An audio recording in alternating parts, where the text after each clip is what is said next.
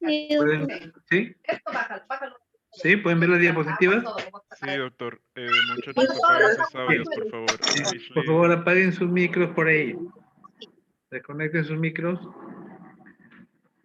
Bien, esta semana nos tocaba desarrollar la segunda parte de lo que es la patología pulmonar. La primera parte se vio sobre las enfermedades restrictivas y obstructivas, algunos cuadros más frecuentes en nuestra zona de paso.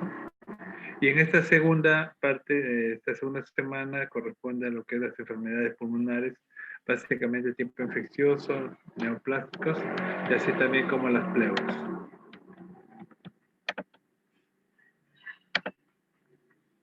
Las infecciones ya sabemos que pueden ser de múltiples orígenes.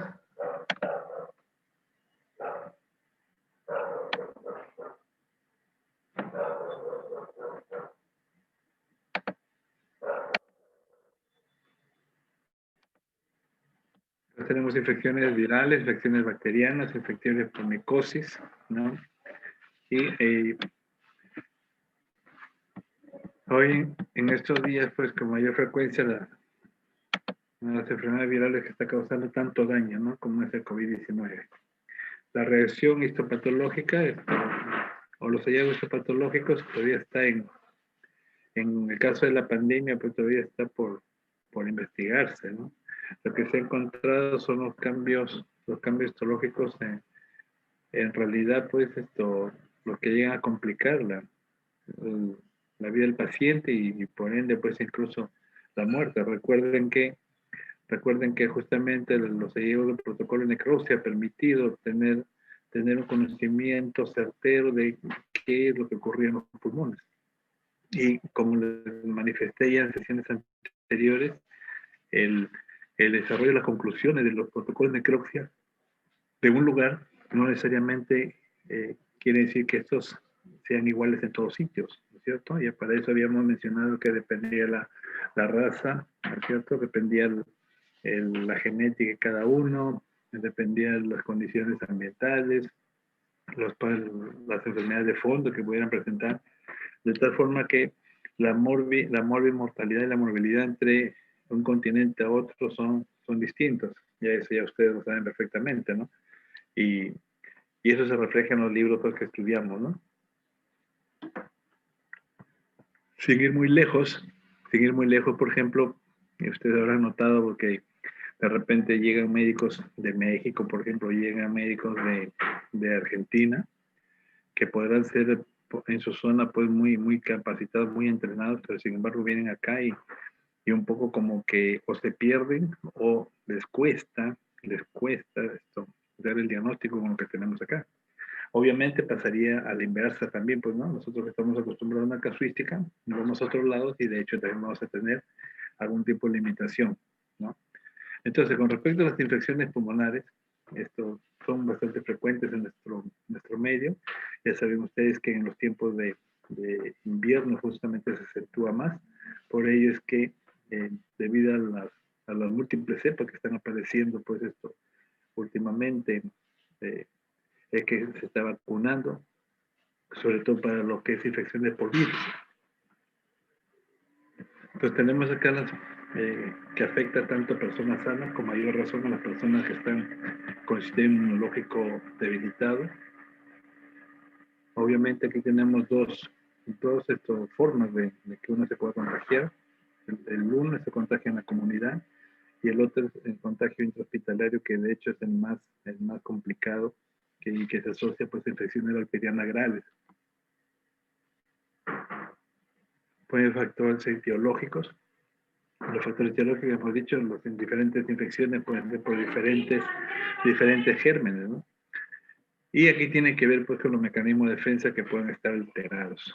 Entonces, por eso que las personas adultas mayores, que como ustedes bien saben, ya por su propia edad, ya tienen pues su sistema y sus mecanismos fisiológicos y histofisiológicos ya un poco amenguados, ¿no? Un poco disminuidos. Por lo tanto, no tienen la misma capacidad de respuesta que puede tener una persona adulta o un un niño, ¿no? Entonces tenemos acá que puede haber disminución de la defensa general y los factores morfológicos peculiares ya de cada organismo. Dentro de las infecciones pulmonares, entonces, lo más frecuente es la neumonía. Cualquier infección del parénquima pulmonar que pueda producir un proceso patológico donde vemos que la respuesta inflamatoria predominante va a ser a nivel intraalveolar, ¿no? Es decir, va a estar comprometido el epitelio simple plano de los alveolos y las costas alveolares. En el caso de la neumonitis, es un proceso inflamatorio principalmente intersticial. ¿Qué queremos decir con esto?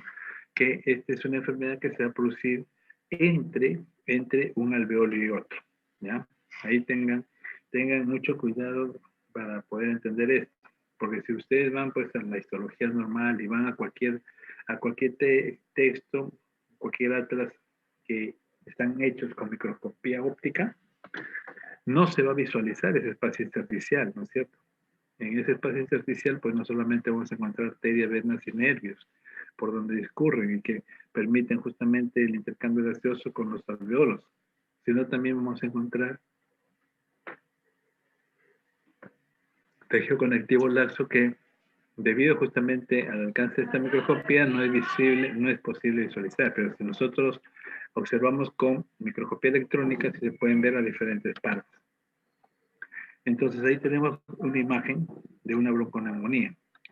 Entonces, aquí hay un compromiso tanto de los bronquios primarios, ¿no es cierto? Los bronquios, los grandes túbulos, y también se pueden comprometer las partes distales, ¿no? De ahí su nombre. Entonces, como puede verse ahí señalado por las flechas, hay múltiples zonas que están en un color más pálido, ¿no? Con una tonalidad diferente en relación al resto del parénquima pulmonar. Eso es porque el compromiso infeccioso que tiene. Aquí lo que vamos a encontrar en el estudio histopatológico no es necesariamente los gérmenes, ¿ya? No vamos a encontrar los virus.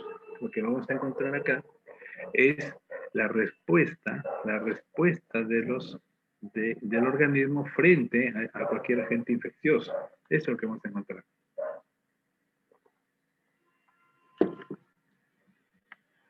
Es como cuando de repente ustedes tienen un compañero que acostumbra a fumar y quedan con él verse en el aula 104, por decir, y ustedes llegaron tarde, llegaron al aula ustedes y vieron que ya no había nadie, pero sin embargo encontraron que el aula olía a cigarro, ¿no? Entonces ustedes pueden presumir, sin necesidad de haber visto a su compañero, tan solo por el hábito que tenían, pueden ustedes suponer que estuvo ahí, que ya se fue, ¿no es cierto? Entonces aquí ocurre algo semejante. Si bien no vamos a ver al virus o las bacterias, en el estudio histopatológico lo que vamos a ver principalmente es la respuesta de los tejidos, ¿no? hacia este agente infeccioso. Ya saben ustedes que esa respuesta está basada pues en los mecanismos inflamatorios, ¿no es cierto? Dependiendo cómo sea el compromiso, encontraremos respuestas inflamatorias agudas o crónicas. Ahí, por ejemplo, tenemos otro tipo de infección con mayor compromiso. Ahí está comprometiendo todo un lóbulo, miren, todo un lóbulo pulmonar, ¿no? Entonces se puede encontrar pues una reacción inflamatoria aguda con zonas de necrosis, infiltrado inflamatorio leucocitario, polimorfo nuclear, puede haber eosinófilos y incluso puede encontrarse detritus y material purulento. Aquí en esta imagen, por ejemplo, estamos observando lo que hemos dicho. Miren acá, ¿no? La gran trama inflamatoria, no se ven ya las paredes alveolares, ¿cierto? Aquí con zonas de necrosis incluso, ahí se puede ver, zonas de necrosis, y sigue el material inflamatorio alrededor. Y por acá ya miren, zona más acentuada de necrosis, ¿no? Entonces aquí, como ven, no se observa el tejido pulmonar normal, ¿ya? Entonces puede llegar a formar extensas zonas de respuesta inflamatoria o de infección y pueden llegarse a formar abscesos incluso, ¿no? Como les decía, con material purulento. Y miren esta imagen esta imagen que nos pudiera hacer pensar en otra patología, sin embargo, es una gran cavidad, mira, es un absceso. Es la característica justamente de los abscesos que están bien delimitados, mire, ¿no? Ahí está, con una cápsula o pseudocápsula, necrosis, hemorragia, y vemos ahí material purulento, ¿no? Al corte histológico es lo que se observa, mira, material necrótico. Si nos vamos nosotros a mayor aumento, si bien es cierto que se muestran múltiples células, sin embargo, vamos a ver que estas células ya carecen de núcleos. Y eso es indicativo pues, de que estamos frente a zonas extensas de necrosis. Y alrededor todavía la respuesta inflamatoria, ¿no? Como ven, forma una pseudocápsula, miren, que lo está delimitando a todo este proceso infeccioso. Esa es una forma del organismo como delimita la infección para evitar de que este comprometa todo el pulmón y por ende comprometa todo el organismo, causando una septicemia. Aquí, toda esta zona, ya cuando remite el cuadro, toda esta zona se va a fibrosar, ¿no? Y miren acá, aquí estamos frente a las pleuras, y encontraremos posteriormente pues una fibrosis no solamente subpleural, sino también en esta zona una fibrosis intersticial, ¿ya? Otra infección que debemos tener con mucho cuidado en nuestro medio es la tuberculosis pulmonar, ¿no es cierto? Ya les he comentado que antes, cuando encontrábamos un paciente con tuberculosis pulmonar, decíamos hay que hacerle su prueba de VIH, ¿no? Porque es muy probable que este paciente sea un VIH positivo, esté inmunocomprometido. Pero hoy en día ya eso ha quedado pues en la historia. Hoy en día cualquier persona puede infectarse por tuberculosis, ¿no? De ahí siempre la invocación a ustedes que están cerca de los pacientes, pues, ¿no? Sobre todo en la emergencia, en que a veces no se tiene cuidado en la cercanía con el paciente, ¿no? Entonces, siempre tener presente esto porque hoy en día se ha incrementado el número de tuberculosis en el país debido justamente ya no al grado de compromiso inmunológico del paciente, sino más bien a la virulencia del germen. Hoy en día estamos enfrentando pues a tuberculosis multidrogos resistentes que son muy difíciles de poder combatir. Imagínense esto, la cantidad de medicamentos que se da a estos pacientes pues equivale a la cantidad de medicamentos que se da a un paciente con cáncer. Imagínense qué tan agresivo puede ser esta nueva variedad de bacilo de Koch, ¿no? Entonces, vemos acá, dentro de su morfología, la afección pulmonar, la más frecuente, acuérdense que la afección o la infección primaria podemos encontrar en forma secundaria ya en otros órganos, podemos encontrar de repente en el intestino, en el hueso, en la próstata, los testículos, en el riñón, imagínense, ¿no? Y vemos que en el país, ya les dije, debido a la virulencia de es que es la que se aumenta con mayor número, y acompañado por la propia situación económica, ¿no? La tuberculosis tiene que ver mucho con las condiciones de hacinamiento. Entonces ahí debemos tener presente aquí dos casos, ¿no? La primera infección, que es el primer contagio con tuberculosis, que es pulmonar, y la segunda que puede afectar cualquier órgano. Recuerden ustedes que la vacunación que se hace contra la tuberculosis no es para que no hagamos la enfermedad, ¿ya? Tenga presente eso. La vacuna es para evitarnos las formas graves de tuberculosis, que es muy distinto. Y la forma grave es la tuberculosis cerebral, ¿no? La tuberculosis cerebral y la tuberculosis miliar, ¿ya? Para eso es que nos protege la vacunación. Entonces, ¿qué vamos a ver en el pulmón cuando tenemos una primera infección? Entonces, se desencadena todos los mecanismos inflamatorios que hemos mencionado, pero con este vamos a ver que adicionalmente va a propiciar la formación de granulomas, ¿no? Se va a caracterizar por la presencia de células multinucleares gigantes, las cuales tipo Langhans, los cuales a su vez se van a agrupar formando granulomas, ¿no? Estos granulomas no solamente pueden encontrarse en el pulmón, también en los ganglios, Y también puede reconocerse aquí o puede avanzar el proceso infeccioso, de ahí que pueda hacer una tuberculosis secundaria, justamente porque puede ingresar a los vasos linfáticos y a partir de ahí infectar a otros órganos y también infectarse el propio contenido de los vasos linfáticos, ¿no? O sea, la linfa. Entonces ahí tenemos, acompañada de la necrosis gaseosa, vamos a tener granulomas gaseosos, eso va a llevar a cavitación, eso forman cavernas y posteriormente puede llevar a una diseminación miliar, ¿no? Esa es la evolución natural de la enfermedad, pero justamente por eso es los tratamientos que se tienen hoy en día para evitar justamente que se dé esa evolución, ¿no? Aquí podemos ver en esta imagen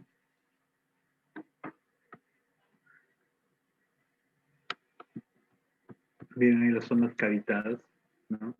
Y ojo que tiene una predisposición justamente por el ápice, ¿no? Por las partes altas de los pulmones.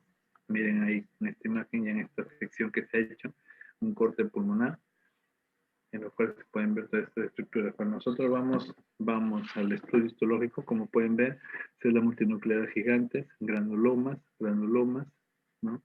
Zona de necrosis, ¿no? ¿Qué necrosis hay acá? Necrosis gaseosa, ¿no es cierto? Necrosis gaseosa. Esa es la necrosis que encontramos en este lado. Y por acá incluso encontramos infiltrado inflamatorio de tipo linfocitario, ¿no? Entonces esto ya tiene cierto tiempo. Para que forme la caverna ya tiene cierta data, pues, ¿no? Entonces tenemos acá que en una tuberculosis postprimaria, ¿no? Una reinfección o puede haber una reactivación, sobre todo en pacientes inmunocomprometidos, o en no inmunocomprometidos, vamos a ver que se van a producir algunas características de lesión, ¿no? Por ejemplo, en el inmunocomprometido va a ser mucho más agresiva la enfermedad, de ahí que forme lesiones exudativas, es decir, con material purulento, ¿no es cierto? Hay una amplia destrucción gaseosa del parénquima.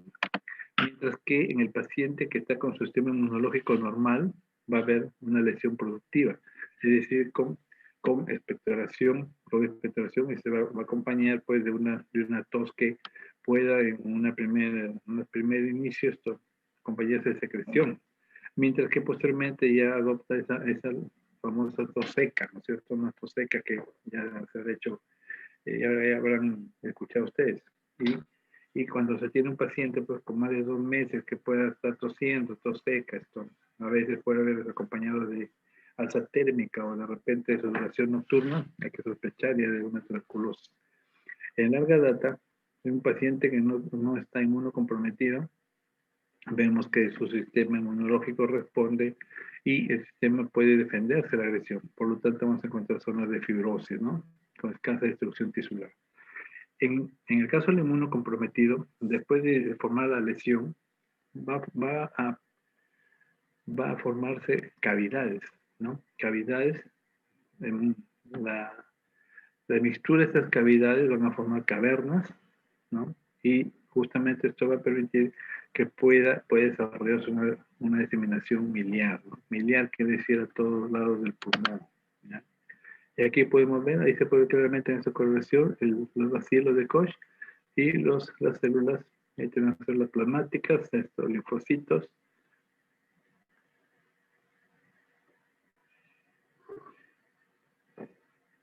Bueno, los dos principalmente, ¿no? No se ven eosinófilos acá. Acá en cambio tenemos zona de necrosis, ¿no? Zona de necrosis. Y por acá el infiltrado inflamatorio, ¿no? En esta otra imagen, una correlación especial se puede ver claramente como el bacilo de Koch, ¿no es cierto? Y vemos que esta es una muestra, por ejemplo, de esputo, ¿no? Por eso le decía, en esos casos en que todavía es una tos productiva, puede aprovecharse pues para hacer un estudio de esputo y ahí poder detectar in situ al bacilo, ¿no es cierto? Entonces, con una correlación de Nielsen se puede reconocer esos bacilos.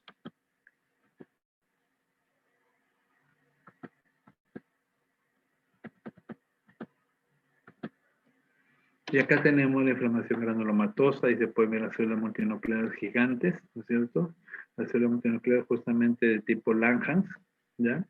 Y por esta zona lo que podemos reconocer son zonas de granulomas necrotizantes, como ven acá, está comprometiendo el intersticio, no solamente la luz alveolar, sino también la luz bronquiolar, ¿no? Entonces ahí vemos en una distribución centrolobular. Acá tenemos el sistema monocito fagocítico macrófago con células epitelioides también alrededor y la célula multinuclear tipo Langham, que te lo había dicho, ¿no? Aquí también se puede apreciar zona de necrosis. Miren ahí la delimitación. Miren esta limitación bien notoria, ¿no es cierto? Miren ahí. Entonces aquí con el infección inflamatorio, el linfocitario que está tratando de delimitar toda esta zona que está pues llena de bacilos, ¿no? Eso es lo que está causando la zona de necrosis, está causando toda la reacción inflamatoria, pero vemos que está ganando cada infección, por eso es un material necrótico. Y vemos acá también que las células multinucleares gigantes están formando ya granulomas, justamente para combatir todo este proceso tuberculoso. Con las enfermedades virales tenemos ahí múltiples, sobre todo el virus de la influenza, ¿no? El virus sincitial, respiratorio, adenovirus, herpesvirus, citomegalovirus. Hoy en día le añadimos pues el COVID-19. Pueden dar lesiones multifocales, donde vamos a ver una inflamación caracterizada por la estimulación y producción de linfocitos e histocitos.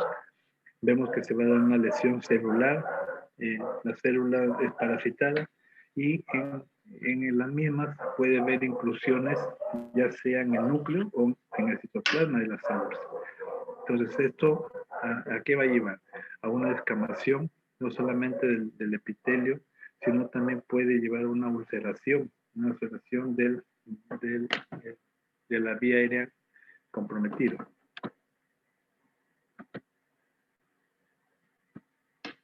Entonces tenemos ahí las inclusiones, como les dije, pueden ser intranucleares o citoplasmáticas. Intranucleares, se puede reconocer el ojo de búho, por ejemplo. Estamos ahí frente a un probable citomegalovirus.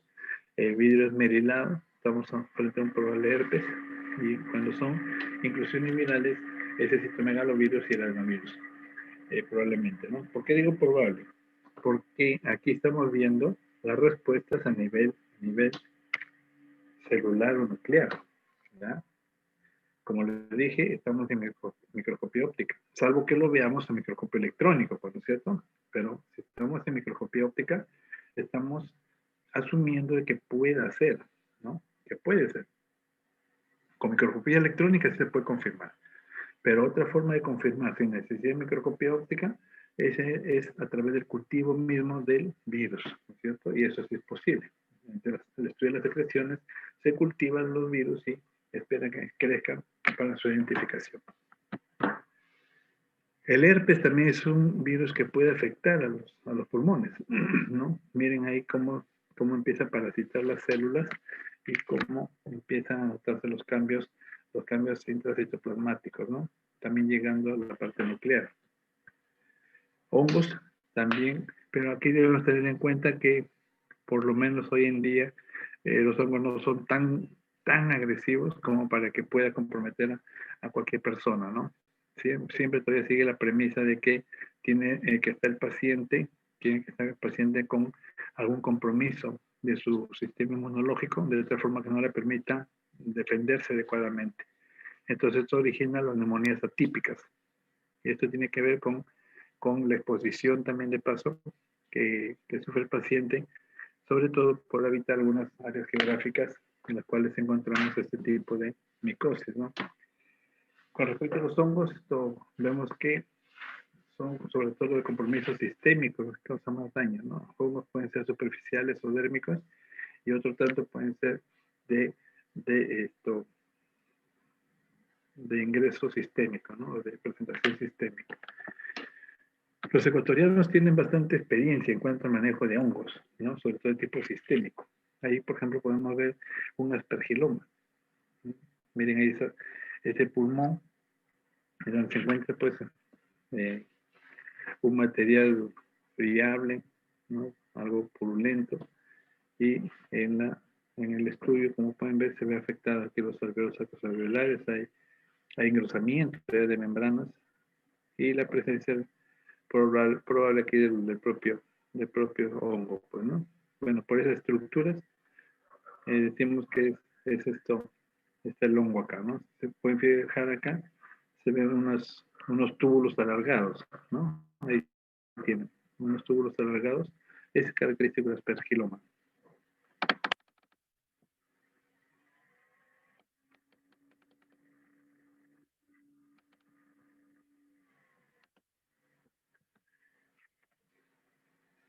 Continuamos entonces con las neoplasias. Las neoplasias pulmonares, lamentablemente, es una de las enfermedades que está cada año incrementando en número, al igual pues que tantas otras neoplasias, ¿no?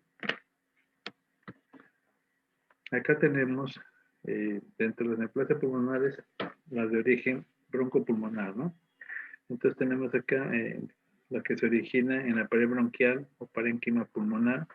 En la pared bronquial son tumores de glándulas mucosas y también podemos tener tumores mesenquimales, ¿no? Todas las neoplasias pulmonares pueden ser benignas o malignas. Dentro del grupo de las neoplasias benignas que podemos encontrar, encontramos el hemangioma esclerosante. Hemangioma esclerosante. Es un tumor solitario, sólido, de origen epitelial, pero epitelial de los vasos sanguíneos, ¿ya? Epitelial de los vasos sanguíneos, es decir, de las arterias que están en el tejido pulmonar. Encontramos el amartoma bronquial también. También es otro tumor en relación a las arterias o los vasos sanguíneos. Entonces es una lesión nodular delimitada, blanquecina firme, que es una mezcla heterogénea de diferentes tipos normales, ¿no? Ahí podemos encontrar incluso cartílago también. Ahí tienes el amartoma pulmonar, pueden verse el compromiso de todas estas zonas, con presencia además de cartílago en zonas que no corresponde, pues, miren ahí. Dentro de las malignas, tiene que ver pues con la exposición, ¿no? Ya sea al tabaco, ya sea a la ocupación que tienen, expuestos pues a una serie de sustancias, como ya hemos visto en la sesión anterior. Y vemos acá que las neoplasias, al igual que las infecciones, tienen una vía de diseminación, ¿no? Principalmente son las vías linfáticas. Luego también tenemos los ganglios, ¿no? Los ganglios, y también los que están ubicados en el mediastino, homolateral como contralateral y cervicales. Entonces, en cualquiera de ellos por cualquiera de ellos puede ir hacer metástasis a zonas distantes. Otra vía también de diseminación de las neoplasias malignas pulmonares tendría que ser la vía hematógena, ¿no? Y en general la clasificación de las neoplasias malignas del pulmón tenemos en estos porcentajes. Carcinoma escamoso de 25 a 40%, adenocarcinomas del 25 a 40%, casi compartido aquí, ¿no? Luego vienen en menor cuantía el carcinoma de células pequeñas, 20-25%, y carcinoma de células grandes, 10 a 15%. Entonces, esas son las lesiones neoplásicas malignas más frecuentes en el pulmón. Y tenemos que los tumores pulmonares pueden ser centrales y periféricos. Centrales, ubicarse en la pared bronquial, sobre todo las primeras bifurcaciones, puede incluso hasta infiltrar el hilio pulmonar. Por lo tanto, pueden producir estenosis bronquial, cierre los bronquios, y eso es lo que va a dificultar la respiración, ¿no? Entonces, si infiltran el hilio, obviamente dificulta el tratamiento quirúrgico, porque si compromete uno, antes esto, para hacer una mención aquí con las cirugías, antes cuando se encontraba una lesión tumoral maligna a un paciente, se le extirpaba todo el pulmón, ¿no? Se le extirpaba todo el pulmón, ese era el tratamiento. Posteriormente se encontró de que habían tumores que se ubicaban en cada uno de los lóbulos. Entonces, dependiendo si era el lóbulo superior, medio, inferior, se hacía una hemilobectomía, ¿ya? Se sacaba solamente los lóbulos que estuviera ocupado por ese tumor, por ese cáncer. Hoy en día, ya, gracias a los estudios que se han logrado hacer Hoy en día ya lo que se hace son segmentectomías, ¿no? Ustedes saben que en cada lóbulo pulmonar hay varios segmentos, ¿no es cierto? En el segmento apical hay 2 segmentos, en el medio hay 3, y así, eso por su anatomía ya han de recordar. Entonces hoy en día se ubica una lesión tumoral en uno de los segmentos y solamente se saca ese segmento, ¿no? Solamente se saca ese segmento y tratando pues de analizar también los ganglios centinelas, ¿no? Es decir, el primer ganglio que va a estar invadido en caso de diseminación linfática y ocupado ya pues indicativo que puede haber hecho metástasis a cualquier otro órgano, ¿no? Entonces tenemos acá las neoplasias malignas, clasificación bajo el patrocinio de la Organización Mundial de la Salud. Pueden ser de este tipo morfológico por su disposición arquitectural, formación de estructuras, tamaño celular. Pueden ser su clasificación por su diferenciación, se clasifican bien diferenciado, medianamente diferenciado o pobremente diferenciado. Y por su distribución, ¿no? La distribución puede ser en adenocarcinoma, ya hemos dicho, en los varones con menor frecuencia que en las mujeres, ¿no? Los adenocarcinomas sobre todo. En el carcinoma de células camosas, más frecuencia en varones que en las mujeres. Y en el carcinoma de células pequeñas, más frecuente en mujeres también. Y el carcinoma de células grandes, más frecuente en los varones, ¿no? Entonces, de acuerdo a la Organización Mundial de la Salud, tenemos el carcinoma de células camosas, carcinoma de células pequeñas, hay con algunas combinaciones, el adenocarcinoma, carcinoma de células grandes, carcinoma adenoescamoso, carcinomas con pleomorfismo. Si bien no es ocuparnos de todos y cada una de ellas, ¿no? Pero por lo menos para que ustedes ya tengan una idea de los diferentes estirpes, de las diferentes estirpes neoplásicas, ¿no? Aquí vamos a hacer mención a las más frecuentes, como el carcinoma escamoso, por ejemplo. Puede alcanzar hasta el 50% de las neoplasias pulmonares. Tenemos un tumor central que puede comprometer bronquios y lóbulos. Se origina en el epitelio revestimiento. Este tipo de tumor se caracteriza porque es de color blanquecino, con una necrosis central y capitación, ¿no? O sea, puede hacerse cavernas en el centro, debido justamente a la cantidad de necrosis que se puede encontrar. Células con atipia neoplasia maligna. Puede acompañarse de perlas de queratina, perlas córneas que se llaman. Y se reconocen los puentes intercelulares, ¿no? Hay una diseminación linfática al ilio y al mediastino. Y así es como vamos a ver el epitelio normal, ¿no es cierto? Este es un epitelio normal, sin embargo y es un carcinoma epidermoide. Miren cómo el epitelio estratificado plano, no queratinizado, ha invadido el tejido respiratorio, ¿ya? Acá, por ejemplo, tienen otra imagen, otra variante de otro tipo de neoplasia, igualmente de tipo escamoso. Igual, aquí como pueden ver ya se ve menos diferenciado. Aquí podemos ver la diferencia celular, ¿no es cierto? Miren acá, unas células más redondeadas, se puede ver la cantidad de mitosis, ¿no? Los diferentes tamaños, las diferentes formas que pueden haber, y encima la presencia de algunas células escamosas todavía, ¿no?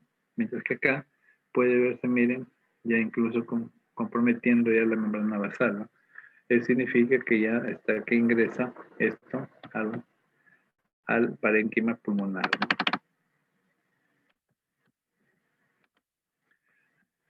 Aquí tenemos otra imagen de carcinoma.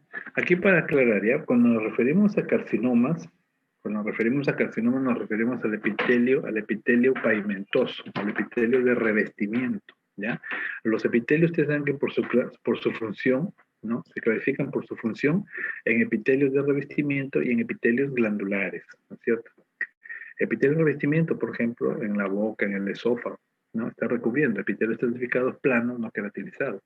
Epitelio de revestimiento, por ejemplo, la piel. Epitelio estratificado plano, queratinizado, ¿ya? Y los epitelios glandulares son los que conforman glándulas, ¿no? Los que conforman las glándulas tubulosas, lo que conforman pues, las vellosidades, como el intestino, ¿no? O las glándulas fúngicas, como podemos encontrar en la parte del estómago. Entonces, cuando se origina el epitelio estratificado plano, se denomina en la plaza maligna carcinoma. Y de ahí que, como justamente, pues, estas son de la piel o del homólogo que vendría a ser, pues, el esófago, el epitelio de la boca, son células que producen queratina, ¿no es cierto? Pero estamos frente a un cáncer. Ese cáncer se interioriza y produce queratina, pero como no puede de una forma normal que saldría hacia la piel, entonces esto se ven como si fueran cebollas cortadas por la mitad, ¿no? Y se pueden ver ahí las capas concéntricas, ¿no? Las capas concéntricas, eso es lo que nos hace reconocer la presencia de queratina o llamadas perlas córneas. Y ese es el diagnóstico de un carcinoma epidermoide. ¿Ya? Un carcinoma epidermoide bien diferenciado. En esta otra imagen, la mayoría de estas neoplasias nacen en bronquios gruesos cerca al ilio, como una masa que obstruye la luz e infiltra la pared, ¿no? Y pueden ver el bronquio seccionado incluso, miren, este es un bronquio seccionado, la pulmonar, y miren acá todo el cáncer, ¿no? Otra vez se puede localizar en la periferia del pulmón, pues, ¿no? Aquí, por ejemplo, tenemos los globos o perlas córneas también. Y aquí para distinguir los puentes intercelulares, ¿no? Miren ahí.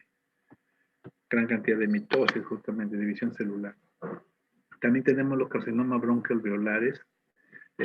Aquí se acompañan de inflamación y fibrosis intersticial, alternando áreas relativamente preservadas, ¿no? Con focos en distintos estadios de evolución.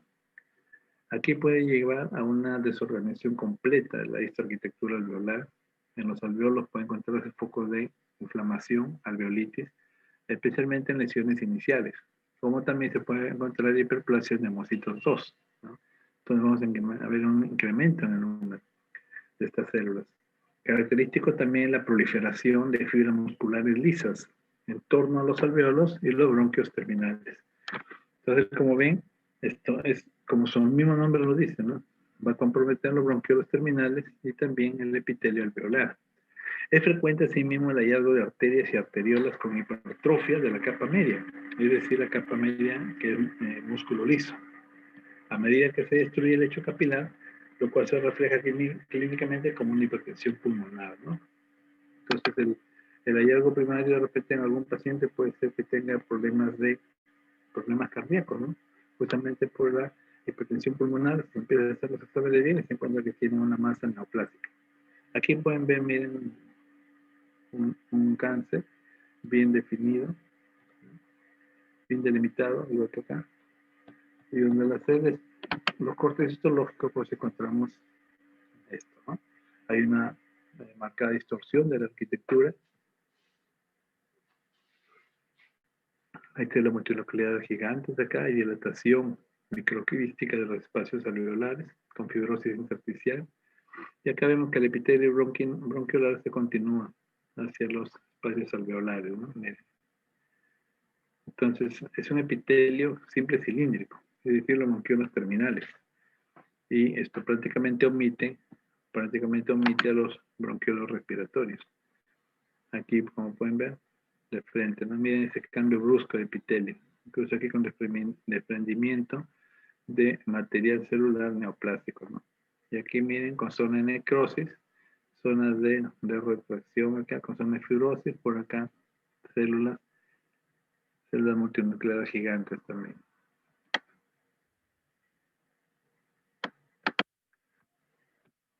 Esta otra imagen, podemos ver un carcinoma de células pequeñas, ¿no? Miren ahí cómo se puede observar la trama bronquial bien engrosada, ¿no? Pareciera tan solo una simple fibrosis, ¿no? Fibrosis bronquial. Sin embargo, no es así. Vemos acá un tumor desmoplásico de células pequeñas. Ahí pueden ver, miren. Está señalándose ahí unas flechas. Células uniformes con núcleos pequeños y hipercromáticos con abundantes mitosis, ¿no? Y la población monomórfica de células pequeñas redondas poco cohesivas llena y expande los acinos de un lobulillo, ¿no? Entonces, esto como pueden ver, pues esto llama la atención, porque la presencia de estos acúmulos celulares, sobre todo estando como islas, y alrededor pues vemos la presencia de los alveolos, a los sacos alveolarios, ¿no? En el adenocarcinoma pulmonar, el adenocarcinoma se origina de las glándulas, hemos dicho, ¿cierto? Mientras que los carcinomas son de los epitelios de revestimiento. Entonces, los adenocarcinomas, vamos a ver glándulas. Entonces, estas alcanzan hasta el 22% de las neoplasias pulmonares. Tenemos que son tumores periféricos con ramificaciones bronquiales, origen en células broncoalveolares también, y crecen sobre cicatrices bronquiales, ¿no? Es una característica de este tipo de neoplasia. En los tumores células grandes con diferenciación estructural podemos encontrar glándulas, túbulos, papilas, secreciones de mucopolisacárido, diseminación linfática, el cual incluso puede comprometer no solamente al hilio, sino también al mediastino, ¿no? Ahí podemos ver diferentes imágenes. Esta es otra imagen macroscópica, podemos ver compromiso ganglionar.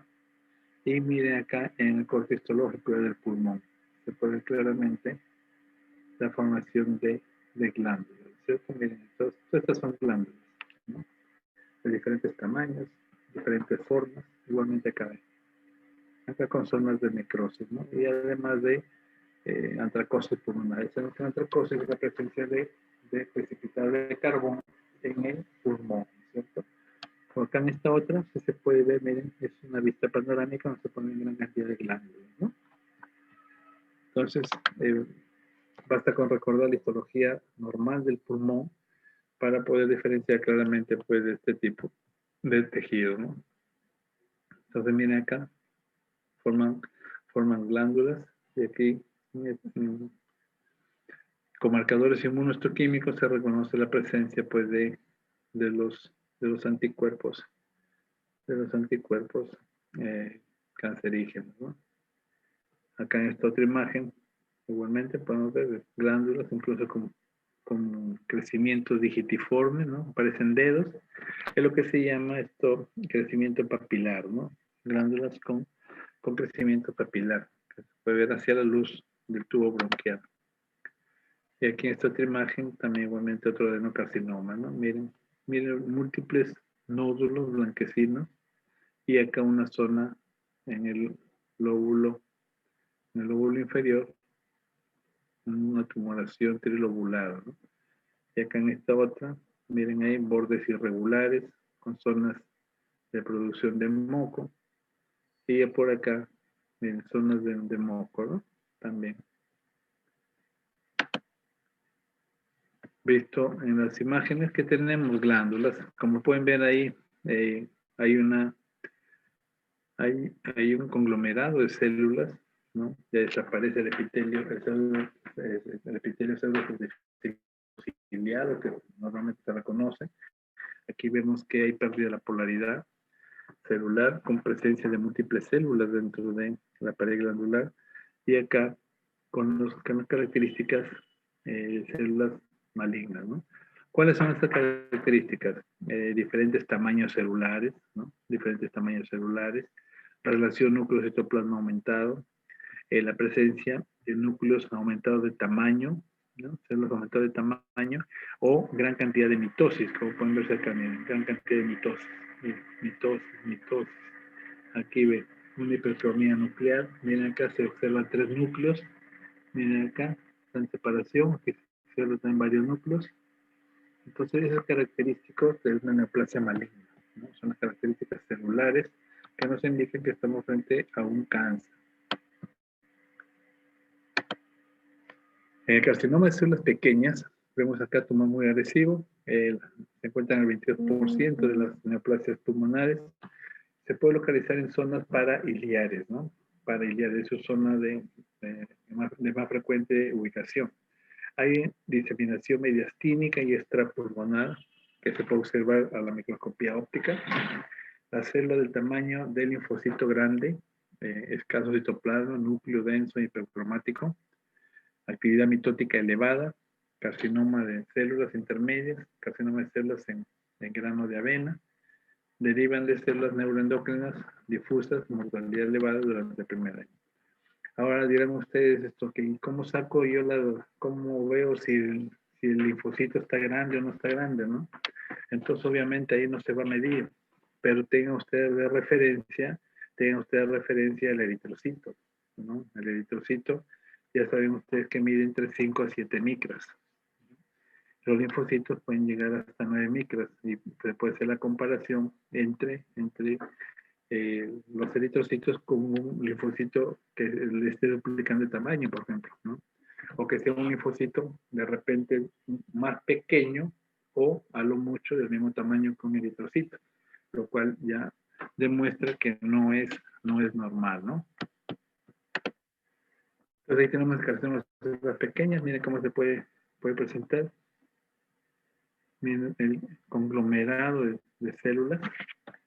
Y si vemos a cada una de estas, a mayor aumento, pues se nota realmente que son más pequeñas que las estructuras o que que los linfocitos son normales, ¿no? En el caso de la carcinoma de células grandes, se dice que es un tumor indiferenciado, un tumor periférico. Células grandes sin un grado de diferenciación, puede haber de células claras, porque se observa un citoplasma pálido, de células gigantes, porque se ven las células más grandes, irregulares, con núcleos gigantes irregulares, y estos sí son de mal pronóstico, ¿no? Pueden verse con marcadores como las gonadotrophinas, y aquí se pueden ver las carcinomas de células gigantes. En realidad aquí es un poco sencillo el diagnóstico, ¿no? Porque realmente son células inmensas. Miren y comparen con los eritrocitos que están alrededor, son 3 a 4 veces más su tamaño, ¿no?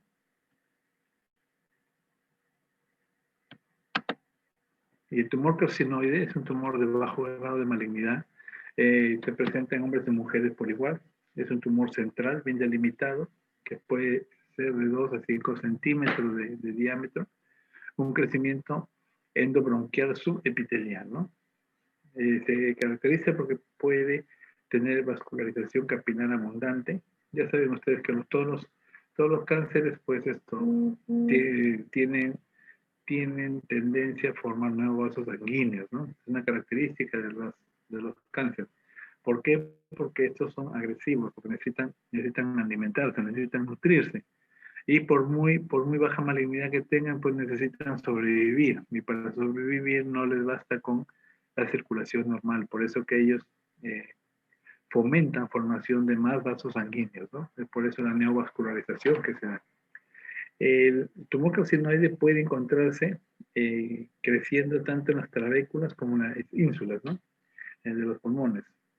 Bueno, ahí se puede confirmar mediante estudios inmunohistoquímicos, pueden secretar hormonas, como el ACTH, el síndrome de Cushing, de ahí justamente que puede generar un síndrome de carcinoide. Y en este caso, la sobrevivencia de estos pacientes puede llegar a los 10 años hasta el 70%, ¿no? Y ahí tenemos. Semejan pues al tejido de las glándulas suprarrenales, ¿cierto? Y las metástasis pulmonares, el pulmón viene a ser el primer filtro de retorno venoso, pues, ¿no? Presenta una rica red linfática de pleuras y espacios peribronquiales y perivasculares, infiltrada por 2 tipos de neoplasias. Se caracteriza por el patrón morfológico que va de la mano con el origen de la neoplasia, ¿no? Las metástasis pueden ser únicas, pueden estar en la parte periférica, los pulmones pueden ser 2 o 3 centímetros de diámetro, pueden ser metástasis múltiples, redondeadas, mayor de 1 centímetro de diámetro, y metástasis masiva, ¿no? Imagen pseudoneumocócica, afección masiva. Entonces, ahí tenemos, por ejemplo, ese tipo de metástasis, ¿no? Como acá. Entonces, habría que ver el origen o la neoplasia primaria, ¿no? Para ver.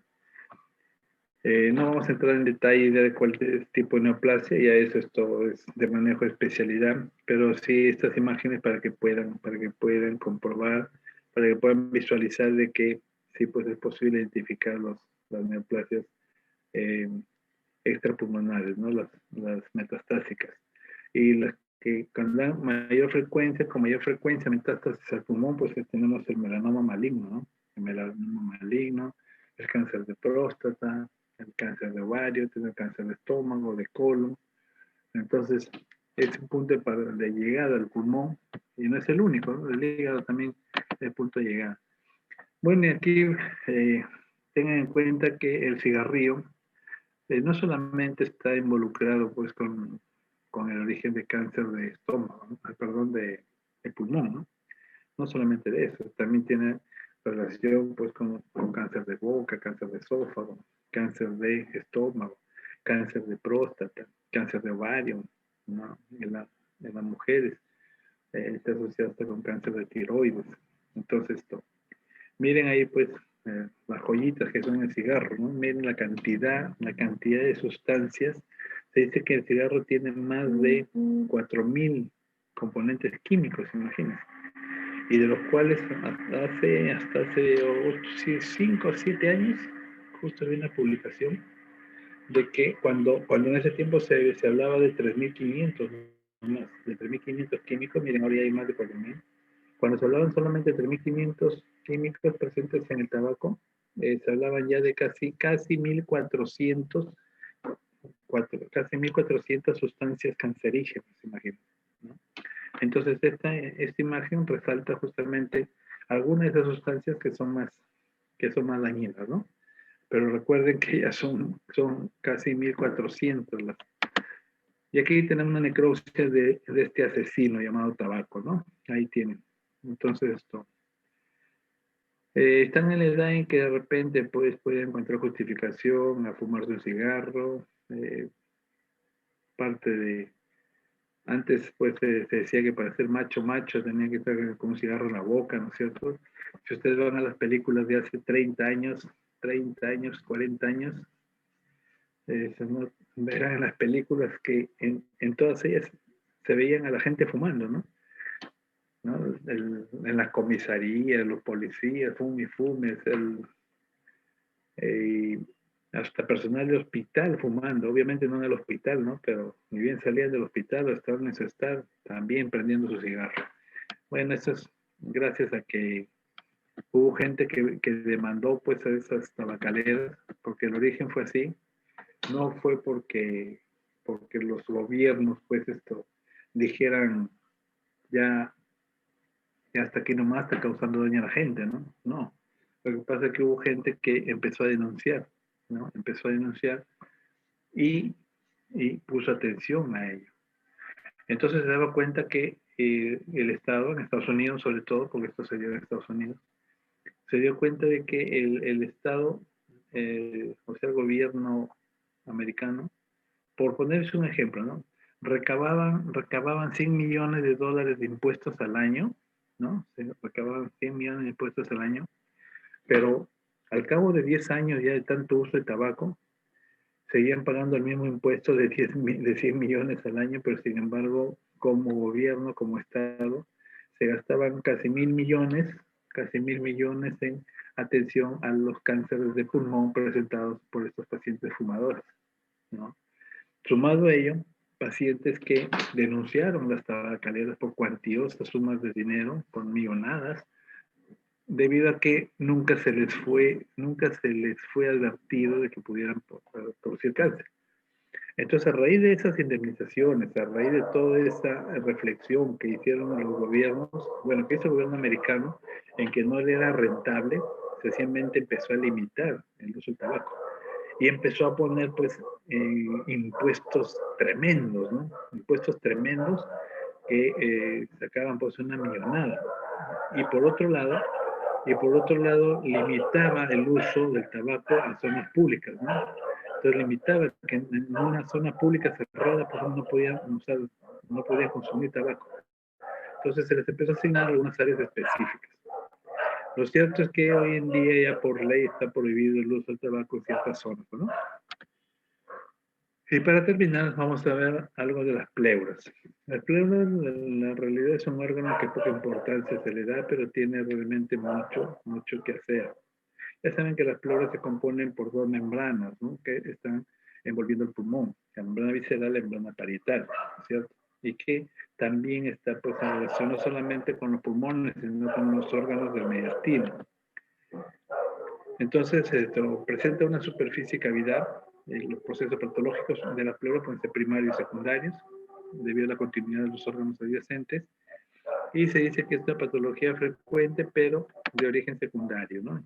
Primariamente, rara vez se afecta a la pleura, salvo que sea un paciente inmunocomprometido, ¿no? Un paciente con VIH sí puede presentar algún tipo de tumor de pleural en forma primaria, ¿no? Ese es el detalle. Entonces aquí tenemos, por ejemplo, los más frecuentes son los cuadros infecciosos, ¿no? En los cuales se puede observar derrames pleurales. Ahí pueden ver. O de repente esto,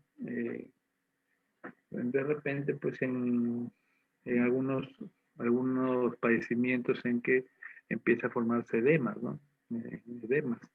O de repente, sin querer, puede llevar a producir un edema pulmonar iatrogénico en el caso de pacientes sobrehidratados en un hospital, ¿no? Sobre todo aquellos pacientes que presentan un edema refractario, ¿no? Un edema refractario.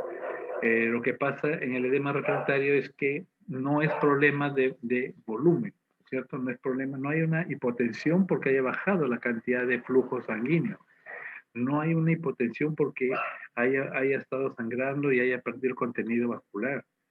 Hay una baja presión arterial porque los vasos están dilatados y estos vasos no tienen capacidad de contraerse. Entonces, cuando llega al riñón tiene que haber una presión adecuada para que se produzca el filtrado, el ultrafiltrado glomerular. Pero si no hay esa presión adecuada, sencillamente la sangre no va a poder ingresar a los riñones y no se va a poder filtrar. Por lo tanto, esa sangre va a seguir circulando en el organismo. Obviamente todo eso por circulación va a llegar a los pulmones y ya hemos dicho en otras sesiones que todos los espacios son focos de producción de edemas. ¿Cuáles son los espacios? Tenemos el espacio pleural, tenemos el espacio pericárdico, ¿no es cierto? Tenemos el espacio abdominal. Por eso que en los diferentes edemas pues encontramos ahí acumulación de líquidos, ¿no es cierto? Que puede adoptar un nombre característico, ¿no? Un hemotórax, un hemoperitoneo o la citis, pues, ¿no es cierto? Entonces todo eso puede estar afectando acá en ambas pleuras. Entonces los derrames pleurales, por ejemplo, son líquidos intrapericárdicos, puede ser por pleuritis, con inflamación de la pleura, más exudado, puede ser el hidrotórax que mencionamos, el hemotórax, o el kilotórax también, ¿no? Puede haber neumotórax, por ruptura espontánea, por ruptura de algunas bulas, o traumático, por trauma torácico. Entonces aquí tenemos la patología pleural, un resumen de ello.